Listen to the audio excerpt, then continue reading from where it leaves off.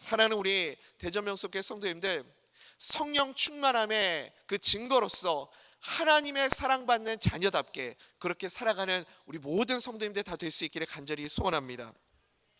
에베소서 우리 강의를 계속해서 이어가고 있는데, 에베소서 6장 6장으로 구성되어 있는데 1장부터 3장까지는 교리에 대한 설명이라고 그랬죠. 특별히 교회론에 대해서 우리에게 설명하고 있고, 4장부터 6장까지는 그 교회론에 대한 설명을 이제 실천하는 실천적인 내용입니다. 그래서 우리가 4장에서 어떤 내용을 우리가 함께 나눴죠? 4장의 핵심 두 가지를 요약하라면, 예수 그리스도의 몸된 교회로서의 하나됨을 강조하고 있고, 또 한 가지는 세상과 구별된 교회로서의 거룩함, 이 두 가지를 우리에게 설명해 주고 있습니다. 그러니까 에베소서 4장에서 우리가 나누었던 내용 여러분 기억하십니까? 여러분들 표정을 보니까 아무도 처음 듣는데요 이런 표정을 지금 짓고 계시는데, 우리가 분명히 나눴거든요. 여러분, 하나됨과 거룩함 우리가 함께 나눴습니다. 그리스도의 몸된 교회로서 하나됨을 이루고 세상과 구별된 교회로서 날마다 거룩함을 드러낼 수 있는 우리 모든 성도님들 될 수 있기를 간절히 소원합니다. 근데 그게 우리 힘으로 되지 않는다는 거예요. 나의 노력과 열심으로 하나됨과 거룩함을 이뤄낼 수 없기 때문에, 그래서 반드시 우리에게 요구되는 것이 있는데, 그게 무엇이냐면 에베소서 5장에서 설명하고 있는 성령 충만함입니다. 에베소서 5장은 그래서 전체가 성령의 충만함에 대해서 우리에게 설명해 주고 있어요. 성령의 충만함이 없으면 거룩함과 하나됨을 이루어낼 수 없기 때문에 그렇습니다. 그래서 사도 바울이 오늘 에베소서 5장에서 이 성령 충만함이란 무엇인가를 두 가지 그림으로 우리에게 설명해 주고 있죠. 첫째는 성령 충만함이란 무엇인가? 사랑받는 자녀다운 모습이 성령 충만한 모습이다. 또 두 번째는 성령 충만함이란 무엇인가? 빛의 자녀로서 그렇게 행하는 모습이 성령 충만한 모습이다. 이 두 가지를 우리에게 설명합니다.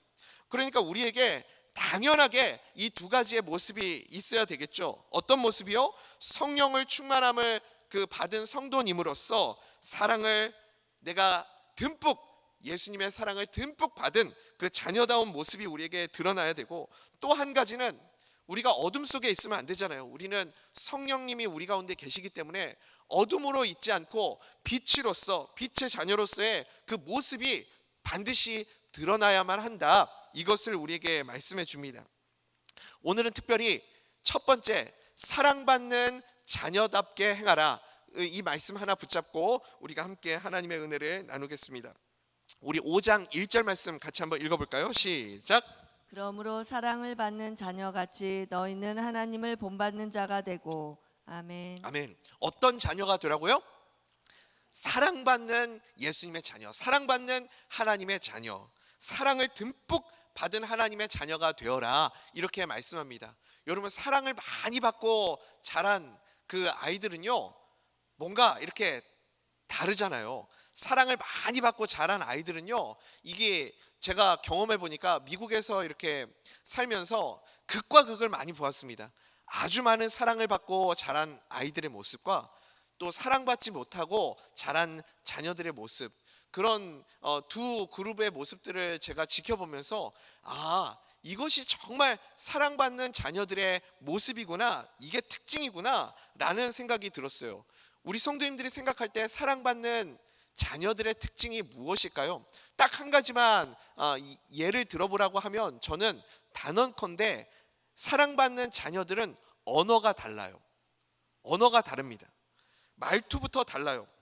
그러니까 사랑을 많이 받고 자란 자녀들은 정말 그렇더라고요. 함부로 다른 사람에게 욕하지도 않고요, 다른 사람들을 깎아내리거나 무시하거나 그런 표현도 사용하지 않아요. 왜냐하면 내가 사랑을 많이 받고 자랐기 때문에 다른 사람들에게도 그 받은 사랑 때문에 인정하는 말을 할 수 있고, 존중하는 말을 할 수 있고, 그렇게 다른 사람들을 배려할 수 있는 말을 할 수 있는 겁니다. 사랑받은 사람만 그런 말을 할 수 있는 거죠. 그러니까 질투하고 비교하고 은근히 다른 사람 내리깔고 그런 마음속에 열등감이나 상처나 이런 마음들이 전혀 없는 거예요.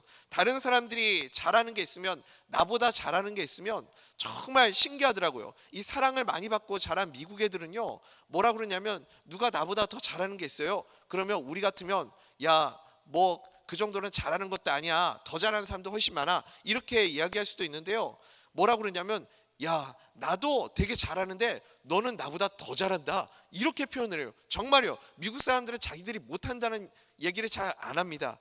지들이 진짜 잘하는 줄 알아요. 그래서 이제 그림을 그릴 줄 아냐 그러면 자기 그림 진짜 잘 그린대요. 한국 사람들은요, 웬만큼 그림 잘 그리지 않으면 내가 그림 잘 그린다는 표현을 잘 안 합니다. 진짜 입이 떡 벌어질 정도로 내가 미대 뭐 수석 졸업 정도 되지 않는 이상은 어디 가서 그림 붓질 좀 해봤다 이런 얘기 잘 안 하거든요. 그래서 뭐 교회에서 이제 뭐 미국도 여름 성경학교 하고 뭐 이런 거 하지 않습니까? 그러면 미국에서 큰 애들한테 야 너 뭐 이렇게 그림도 좀 그릴 줄 아니? 그러면 자기 그림 엄청 잘 그린대요. 그래가지고 또 믿고 시켜봐요. 그러면 무슨 초딩도 아니고 말도 안 되는 그림을 그려가지고 갖고 오는 거예요. 그러면 아내가 한숨을 푹 쉬면서 아내가 그림을 그리죠. 아내는 절대 그림을 잘 그린다는 얘기하지 않습니다. 근데 한국 사람들은요, 자기는 못 그린다고 그러는데 웬만한 미국 사람보다 잘 그려요. 그러니까 그림을 이렇게 그려가지고 붙여놓으면요, 미국 애들이 뭐라 그러냐면 와 나도 그림을 잘 그리는데 너는 더 잘 그리는구나. 진짜 그런다니까요. 사랑받고 자란 자녀들은요, 마음에 상처가 없어서요, 다른 사람들을 칭찬할 때도 그냥 그거 그대로를 그렇게 칭찬하고, 예쁘면 예쁘다, 잘하면 잘한다, 그렇게 잘 어울리면 잘 어울린다, 좋다 나쁘다를 잘 칭찬하는 그런 모습을 보게 됩니다. 그리고 다른 사람이 하는 말도 잘 수용을 해요. 왜냐하면 내 마음에 상처가 없거든요. 그래서 누가 뭐라 그러면 그래? 고마워. 심지어 우리는요, 누가 칭찬을 해도 칭찬을 잘 못 받는 경우도 있습니다. 오늘 너무 잘하셨어요, 오늘 참 잘 어울리십니다, 이렇게 얘기하면요, 아니에요, 저는 아닙니다, 막 이렇게 우리는 칭찬을 받아도 부정하잖아요. 그런데 사랑을 받고 자란 사람은 어떤 특징이 있냐면 잘 수용하는 거예요. 나에 대한 비판도 잘 수용하고, 칭찬을 하면 감사합니다, 고맙습니다, 뭐 그렇게 말하는 의도가 뭐예요? 왜 그렇게 얘기하세요? 이렇게 얘기하지 않고 그냥 고지고대로 수용하고 받아들일 수 있는 그런 마음이 있습니다. 왜냐하면 마음속에 열등감이나 상처나 이런 게 전혀 없기 때문에 그렇습니다. 그래서 제가 느낀 게 그거예요. 사랑받고 자란 자녀는 언어가 다르구나. 오늘 본문이 바로 이것을 우리에게 말씀하고 있습니다. 에베소서 5장 3절 말씀 우리 같이 한번 읽어볼까요? 시작. 음행과 온갖 더러운 것과 탐욕은 너희 중에서 그 이름조차도 부르지 말라. 이는 성도에게 마땅한 바니라. 아멘. 여러분, 우리가 누구라고요? 우리가 누구죠? 벌써 잊어버리셨습니까? 사랑받는 하나님의 자녀들 아닙니까? 하나님의 사랑받는 자녀인데 우리가 음행이나 온갖 더러운 것이나 탐욕이나 이런 것들을 우리의 입에 말할 수 있습니까? 그럴 수 없겠죠. 그럴 수 없다는 겁니다. 왜 그런 말을 쓸 수 없는가? 5절에서 다시 한번 우리에게 똑같은 것을 설명하고 있죠. 음행하는 자, 더러운 자, 탐하는 자가 어떤 자인가를 우리에게 설명하고 있습니다. 에베소서 5장 5절 말씀 한번 읽어보겠습니다. 시작. 너희도 정녕 이것을 알거니와 음행하는 자나 더러운 자나 탐하는 자 곧 우상 숭배자는 다 그리스도와 하나님의 나라에서 기업을 얻지 못하리니. 아멘. 그러니까 음행하는 자, 더러운 자, 탐하는 자, 이 세 가지는 다 어떤 것을 하는 사람들을 말하고 있습니까? 우상 숭배하는 자다. 음행하거나 탐하는 자나 더러운 말을 하는 자나 다 우상 숭배다, 그렇게 말씀합니다. 왜냐하면 왜 이게 우상 숭배냐면 내 마음속에 예수님이 계셔야 할 자리에 하나님의 사랑을 받지 못하면, 하나님의 사랑을 듬뿍 충만하게 받지 못하면 내 마음속에 이런 온갖 더러운 것들이 들어오게 된다는 겁니다. 우리의 말이 그래서 거칠어지게 되는 거죠. 예수님만이 채울 수 있는 그 공간이 있는데, 예수님만이 채워주셔야 할 그 공간이 채워지지 않으면 제일 먼저 뭐가 바뀌느냐? 내 표정이 바뀌고 내 언어가 바뀌게 되는 겁니다. 말도 함부로 하고 다른 사람 공격하고 다른 사람을 찌르는 그런 말을 하게 된다는 겁니다. 그러니까 여러분, 우리가 내 언어 습관을 바꾸고 고치려고 애쓰고 노력하고 이런 접근이 아니에요. 오늘 본문은 그렇게 말씀하고 있지 않습니다. 어떻게 하면 내 언어가 바뀌고 내 표정이 바뀔까요? 하나님의 사랑을 듬뿍 받으면 내 언어가 저절로 바뀌게 될 줄 믿습니다. 우상 숭배를 현재 우리가 사용하고 있는 우리 21세기의 언어로 우상 숭배를 바꾼다면 저는 중독이라고 그렇게 표현하고 싶어요. 중독이요. 내 마음에 예수 그리스도의 그 사랑으로 충만하게 채워지지 않으면 우리는 죄의 중독에 빠지게 되는 겁니다. 원래 우리의 인생이 그렇습니다. 마음의 진공 상태는 없다고 제가 말씀드렸죠. 내 마음의 진공은 없어요. 반드시 무엇인가로 채워지게 되어 있는데 예수 그리스도의 사랑으로 충만하게 채워지지 않으면 온갖 더러운 것들이 우리 마음속에 채워지게 되는 겁니다. 다른 것으로 나는 자꾸 내 안을 채우려는 본성이 있기 때문에 그렇거든요. 아무리 채우려고 해도 채워지지 않는 그 마음 때문에 사람들은 중독에 빠지게 됩니다. 그게 우상 숭배 아닙니까? 좀 오래된 영화인데, 죄송해요, 제가 옛날 영화밖에 잘 몰라가지고 한 20년 정도 된 영화인데 쇼퍼홀릭이라는 영화가 있었습니다. 혹시 이 영화 보신 분들 계십니까? 우리 교회 성도님들은 늘 말씀 보고 기도하고 예배만 들으시니까 이 영화 보신 분이 아무도 없으신 것 같아요. 쇼퍼홀릭, 우리나라 말로 그냥 직역하면 쇼핑 중독이라는 그런 제목인데, 우리 성도님들도 막 스트레스 받고 지치고 피곤하면 이렇게 현대 아울렛 가가지고 막 이렇게 쇼핑하고 옷 사시고 그런 분들 계신가요?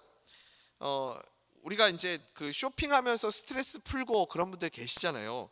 이 쇼퍼홀릭이라는 이 영화 속의 여자 주인공도요, 명품 쇼핑 중독에 빠진 사람이에요. 그래가지고 계속해서 자기 이미 충분하게 신발도 많이 있고 가방도 많이 있는데, 제가 제일 이해 안 가는 것 중에 한 가지가, 남자는 가방이 하나만 있으면 그거 평생 써요. 근데 저는 왜 여자에게 가방이 이렇게 많이 필요한지 아직도 이해가 안 가요. 하여튼 이 가방을 그냥 수도 없이 많이 사는 겁니다. 그러니까 자기가 아무리 직장 생활을 하고 뭐 좋은 직장에 있어도 계속해서 명품백을 사다 보니까 어떤 일이 벌어져요? 카드 빚이 계속 생기는 거예요. 이 카드 빚이 계속 생겨가지고 너무너무 힘들어하는 거죠. 근데 이 카드 빚을 해결할 수 있는 방법이 되게 쉬워요. 간단합니다. 어떻게 하면 돼요? 지금까지 샀던 명품들 다 정리하고 더 이상 안 사면 됩니다. 그러면 카드 빚 금방 갚을 수 있어요. 근데 왜 못 갚죠? 카드 빚을 왜 못 갚아요? 계속 반복하거든요. 중독이거든요. 중독은 계속 반복 아니에요? 알면서도 이거 하면 안 되는데, 이거 하면 내가 계속 카드 빚을 지는데 알면서도 계속 그 일을 하는 것, 그게 중독이고 그게 우상 숭배하는 모습인 거죠. 자기도 모르는 사이에 계속 명품백을 사고 있는 겁니다. 왜냐하면 자기 안에 채워지지 않는 마음이 있기 때문에 그래요. 마음이 허하니까 계속해서 물건을 사는 것을 통해서 그 마음을 채우려고 하는 거죠. 그거는요, 언제 그 중독에서 벗어날 수 있죠? 그 마음속에 사랑으로 충만하게 채워지게 될 때 중독에서 벗어날 수 있는 겁니다. 여러분, 우리가 우상 숭배에서 어떻게 벗어날 수 있어요? 예수님의 사랑으로 충만하게 우리의 마음이 채워져야만 우리가 우상 숭배에서 벗어날 수 있게 되는 줄 믿습니다. 이 영화도 결국은 이제 영화니까 해피 엔딩으로 끝나게 되겠죠. 주인공이 쇼핑 중독에서 벗어나는데 어떻게 이 쇼핑 중독에서 벗어나는가? 이 여자 주인공의 아버지는 노동자였어요. 평생을 노동자로 살면서 이 아빠는 일평생의 소원이 뭐였냐면, 계속해서 조금씩 돈을 모아가지고 은퇴한 이후에 RV라고 하죠. 그 캠핑카를 사가지고 그 캠핑카를 이제 전국으로 끌고 다니면서 그렇게 여행 다니면서 사는 게 이 아버지의 평생의 소원이었어요. RV 가격이 얼마나 하는지는 제가 잘 모르겠는데, 이 RV를 그래서 평생 동안 모아가지고 이 차를 이 여자 주인공의 아버지가 사게 됩니다. 근데 이 자기 딸이 지금 쇼핑 중독에 빠져가지고 카드 빚에 허덕이면서 너무 힘들어하는 걸 아빠가 알게 된 거예요. 그래서 아빠가 딸에게 찾아와가지고 자기의 평생의 꿈이었던 그 RV를 딸 카드빚 때문에 팔겠다는 거예요. 그러니까 그 딸이 너무 놀란 거예요. 그래서 아빠한테 이야기를 하는 거죠. 아빠, 그 차 팔면 안 돼요. 그 차는 아빠의 평생의 소원이었고 아빠의 자존심이었고 아빠의 꿈이었잖아요. 그 차는 팔지 마세요. 그렇게 이야기를 했습니다. 근데 그 아빠가 그 딸에게 아주 유명한 그 대사를 남겨요. 뭐라 그러냐면, 아니, 그것은 나의 자존심이 아니란다. 내 자존심과 내 전부는 너와 네 엄마뿐이란다. 그 말을 한 거예요. 여러분, 그러니까 이 딸이 뭘 안 거예요? 아, 내가 우리 아빠의 이렇게 넘치는 사랑을 받는 존재구나. 우리 아빠의 평생의 꿈보다 내가 더 소중한 존재구나. 아빠의 사랑을 내가 이렇게 많이 받는 사람이구나 라는 것을 깨닫는 순간 이 여자 주인공이 쇼핑 중독에서 벗어나게 되는 겁니다. 아버지의 사랑이 채워지니까 더 이상 쇼핑 중독에 빠지지 않게 되는 거죠. 사랑하는 우리 대전명석교회 성도님들, 내가 아버지의 사랑받는 자녀라는 사실을 여러분 분명히 믿으시기 바랍니다. 그 아버지의 사랑이 분명히 믿어지고 깨달아질 때 우리는 성령 충만함을 경험할 수 있게 됩니다. 우리도 똑같지 않습니까? 내가 이 성령 충만함을 어떻게 경험할 수 있는가? 예수님과의 관계 속에서 이 관계가 회복되지 않으면 그러면 결국은 다른 것으로 채우게 되어 있습니다. 그게 오늘 본문에서 설명하는 우상 숭배라는 거예요.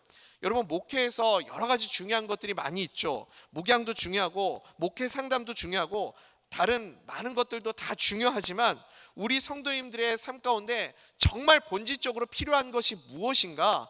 다른 거 아닙니다. 예수님과의 인격적인 관계가 반드시 회복이 돼야만 합니다. 예수님과의 관계를 우리가 형성하지 않고 예수님과의 관계가 회복되지 않으면 암만 다른 것을 해도 소용이 없는 겁니다. 예수님을 만나야만 우리 인생의 근본적인 문제가 해결되는 거예요. 우리 인간은요, 예수님 만나기 전까지는 절대 어떤 것으로도 채워지지 않습니다. 그리고 우리 안에 죄로 인해서 깨져버린 하나님과의 그 관계 회복도 예수님과의 관계가 회복되지 않으면 회복될 수가 없는 거죠. 그래서 오늘 에베소서 5장에서 우리에게 성령 충만을 말씀하고 있습니다. 성령 충만하면 우리가 하나님의 사랑받는 자녀라는 것을 알게 됩니다. 사도 바울은요, 이 에베소서를 기록한 사도 바울은 하나님의 사랑받는 자녀죠. 성령 충만한 사람 아닙니까? 이 사도 바울은 마음속에 날카로운 게 없어요. 여러분, 제가 말씀드렸죠. 성령 충만한 사람의 특징이 무엇인가? 뭐 예언을 말하고 영을 분별하고 그런 게 성령 충만한 사람이 아니고요. 성령 충만한 사람은 마음속에 공격적이고 날카로운 그런 모습들이 없어요. 성령 충만한 사람은 여유가 있고요. 성령 충만한 사람은 누구든지 포용하고 수용할 수 있는 사람이 성령 충만한 사람입니다. 여러분, 사도 바울은 그런 모습이 전혀 없잖아요. 얼마나 많이 핍박을 받았습니까? 얼마나 많이 모욕을 받고 억울한 일도 많이 겪고 사도 바울이 그 마음속에 참 그런 아픈 과거들이 참 많이 있는데 그 마음속에서 그것 때문에 썩는 게 하나도 없어요. 성령 충만한 사람이기 때문에 그렇습니다. 오히려 사도 바울은 시간이 지나면 지날수록 더 싱싱해지죠. 어떻게 그럴 수가 있습니까? 나는 하나님의 사랑받는 자녀라는 거예요. 내가 예수님의 사랑을 이렇게 충만하게 받고 있기 때문에 나는 괜찮다라는 겁니다. 그게 성령 충만한 모습이에요. 하나님께 부름받은 사명자이기 때문에 나는 넘치는 사랑을 받고 있기 때문에 이 정도 아픔쯤, 이 정도 모욕쯤, 이 정도 상처쯤 괜찮다. 그 사람은 날카로움이 없어요. 공격적인 게 없어요. 그래서 그 정체성과 주님과의 분명한 그 관계가 있기 때문에 고난이 오면 올수록 오히려 사도 바울은 더 싱싱해지는 모습을 우리가 보게 됩니다. 내가 주님 때문에 당하는 고난이구나. 그래서 오히려 기쁨과 감격이 넘치는 모습을 우리가 보지 않습니까? 여러분, 이런 사람을 누가 감히 감당할 수 있겠습니까? 사랑하는 우리 대전명석교회 성도님들, 예수님과의 관계 속에서 우리가 이것을 꼭 경험할 수 있게 되기를 간절히 소원합니다. 내가 하나님의 사랑받는 존재구나. 내가 넘치도록 하나님의 사랑을 받고 있구나. 이것을 날마다 경험할 수 있게 되기를 간절히 소원합니다. 그러면 우리 가운데 어떤 특징이 나타나느냐? 사랑받는 주님의 자녀의 언어 속에 반드시 나타나는 특징 중에 한 가지가 무엇이냐면 감사라는 거예요. 그러니까 사랑받는 자녀들은 언어가 다르죠.